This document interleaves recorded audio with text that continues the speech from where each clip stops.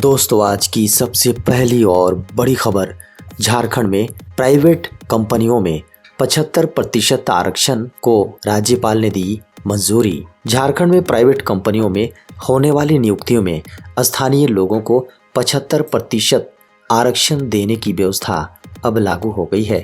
विधानसभा से पारित होने के बाद झारखंड के राज्यपाल डॉक्टर रमेश बैस ने झारखंड राज्य निजी क्षेत्र स्थानीय उम्मीदवार रोजगार विधेयक 2021 को मंजूरी दे दी है।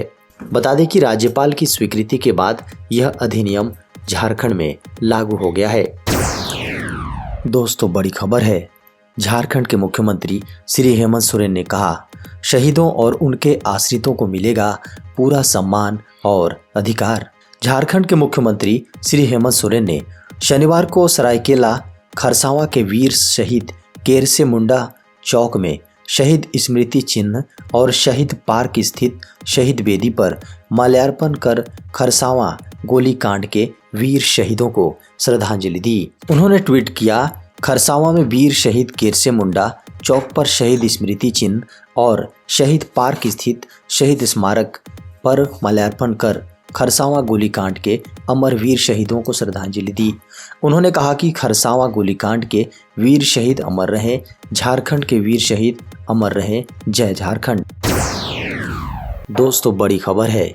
झारखंड में 15 जनवरी तक स्कॉलरशिप के लिए कर सकेंगे आवेदन। झारखंड में स्कॉलरशिप के लिए राज्य और राज्य के बाहर मान्यता प्राप्त बीएड महाविद्यालयों के छात्रों व पोस्ट मैट्रिक के छात्रों को कल्याण विभाग से बड़ी राहत मिली है।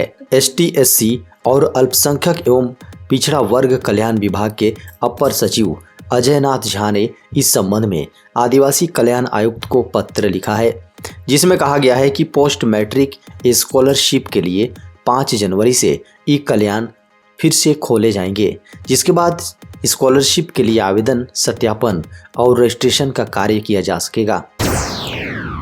दोस्तों, खबर मौसम की। झारखंड में शीतलहर के कारण बढ़ेगी जबरदस्त ठंड। झारखंड में सर्दी का कहर बढ़ने लगा है।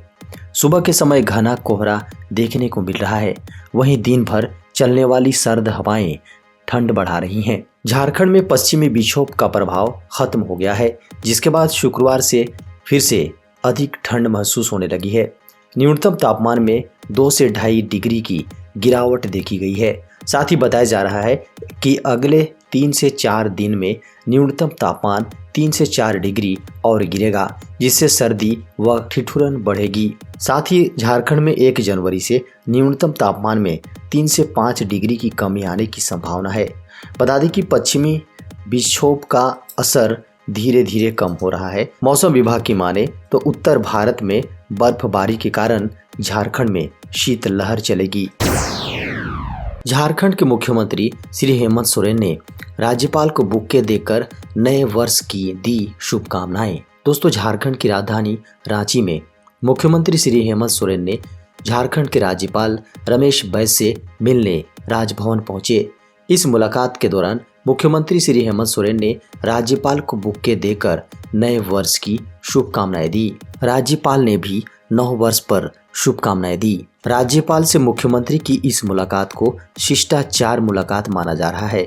इस दौरान दोनों ने झारखंड के वर्तमान राजनीतिक और सामाजिक हालात पर चर्चाएं भी की। दोस्तों, बड़ी खबर है।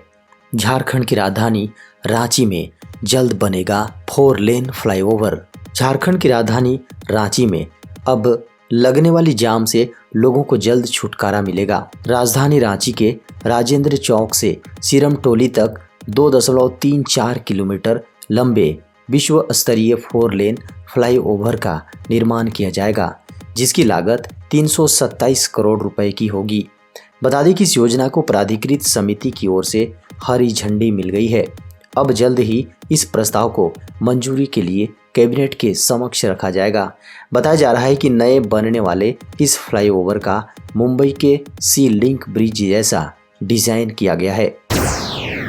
झारखंड में बढ़े कोरोना के मामले, एक दिन में मिले 700 केस। हेल्थ डिपार्टमेंट के द्वारा जारी किए गए बुलेटिन के अनुसार झारखंड में पिछले 24 घंटों में सामने आए कुल संक्रमितों की संख्या 753 हो गई। कोरोना के मामले हर दिन दर्ज संख्या में बढ़ रहे हैं। स्वास्थ्य विभाग ने आशंका जाहिर करते हुए बताया है कि यदि नए मामले मिलने की रफ्तार यही रही तो झारखंड में अगले 15 दिनों के भीतर ही कुल सक्रिय मामले 15,000 तक पहुंच सकते हैं। झारखंड के विभिन्न जिलों के एक्टिव मामलों की बात करें तो सबसे अधिक मामले झारखंड की राजधानी रांची में ही रिकॉर्ड किए गए हैं। हालांकि झारखंड में राहत भरी खबर ये भी है कि अब तक झारखंड में कोरोना के नए वेरिएंट ओमिक्रॉन का मामला अब तक सामने नहीं आया है। हालांकि ओमिक्रॉन के मामलों के सामने न आने के बावजूद एहतियात के तौर पर हेल्थ डिपार्टमेंट ने टेस्टिंग पर जोर देना शुरू कर दिया है। दोस्तों, बड़ी खबर है, कॉमर्शियल एलपीजी सिलेंडर के दाम घटे 100 रुपये।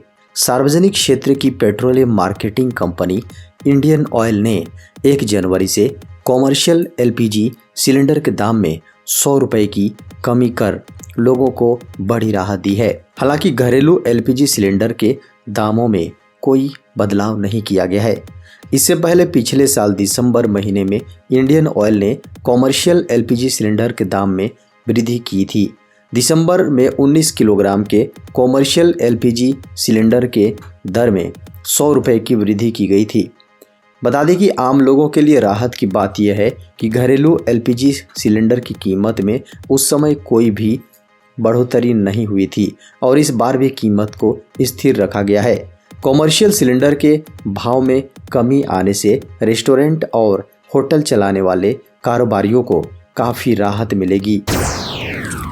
12वीं पास युवाओं के लिए बड़ी खबर है, CISF में निकली भर्ती। सेंट्रल इंडस्ट्रियल सिक्योरिटी फोर्स यानी CISF ने हेड कांस्टेबल के खाली 249 पदों पर योग्य उम्मीदवारों की वैकेंसी के लिए नोटिफिकेशन जारी किया है।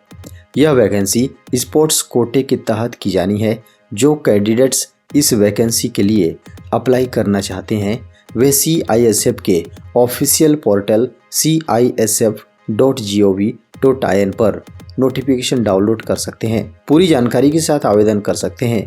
जारी पदों में से 181 पुरुष कैंडिडेट्स के लिए हैं जबकि 68 महिला कैंडिडेट्स के लिए हैं। आवेदन करने के लिए कैंडिडेट्स को किसी मान्यता प्राप्त बोर्ड से 12वीं पास होना आवश्यक है। इसके अतिरिक्त उम्मीदवार के पास आवश्यक स्पोर्ट्स सर्टिफिकेट होना भी जरूरी है। दोस्तों, बड़ी खबर है, शिक्षा मंत्री श्री जगन्नाथ महतो देंगे 54 वर्ष की उम्र में 12वीं की परीक्षा। झारखंड के शिक्षा मंत्री श्री जगन्नाथ महतो इस वर्ष झारखंड एकेडमिक काउंसिल यानी जैक द्वारा ली जाने वाली इंटरमीडिएट की एग्जाम में शामिल होंगे। उन्होंने पिछले वर्ष भी इस एग्ज़ाम का फॉर्म भरा था, लेकिन गंभीर कोविड संक्रमण के कारण वे एग्ज़ाम में शामिल नहीं हो पाए थे। बता दें कि 54 वर्षीय जगन्नाथ महतो डुमरी विधानसभा क्षेत्र से झारखंड मुक्ति मोर्चा के विधायक हैं। जगन्नाथ महतो मैट्रिक पास हैं। उनका कहना है कि इस बात से कोई फर्क नहीं पड़ता कि उनकी उम्र क्या है, पढ़ाई की कोई उम्र नहीं होती।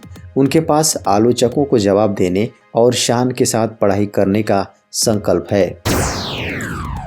देश में पिछले 24 घंटे में मिले 22,775 कोरोना के नए मामले। केंद्रीय स्वास्थ्य मंत्रालय की ओर से जारी किए गए ताज़ा आंकड़ों के अनुसार भारत में पिछले 24 घंटे में कोरोना के 22,775 नए मामले सामने आए हैं। इसके साथ ही देश में अत्यधिक संक्रमणीय कोरोना वायरस वेरिएंट ओमिक्रॉन के कुल मामलों की संख्या 1,431 तक पहुंच गई है। देश में 406 लोगों की मौत इस वायरस के कारण हुई है, जिसमें अकेले केरल में 353 लोगों की मौत हुई है।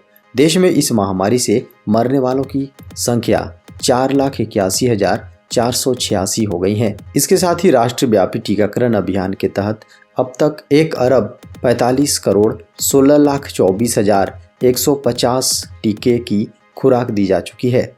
पिछले 24 घंटे में 58,11,487 लोगों का टीकाकरण किया गया है।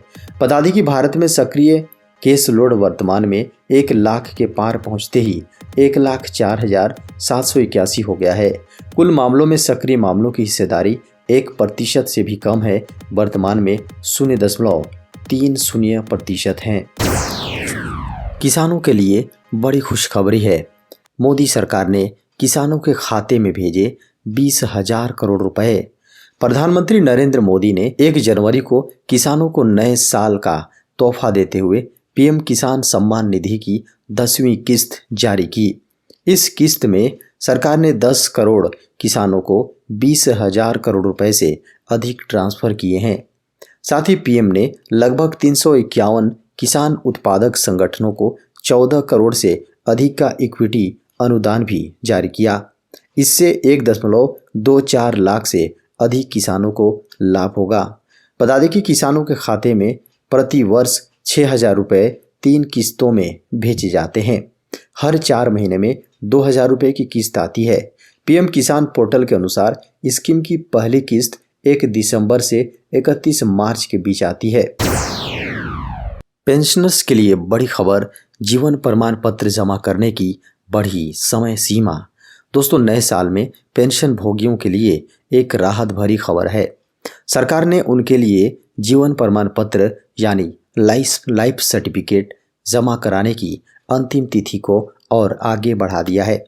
अभी तक पेंशन भोगी के लिए ये काम करने की अंतिम तारीख बढ़ाकर 31 दिसंबर तक की गई थी, लेकिन अब पेंशनर्स अपना लाइफ सर्टिफिकेट 28 फरवरी 2022 तक जमा करा सकते हैं।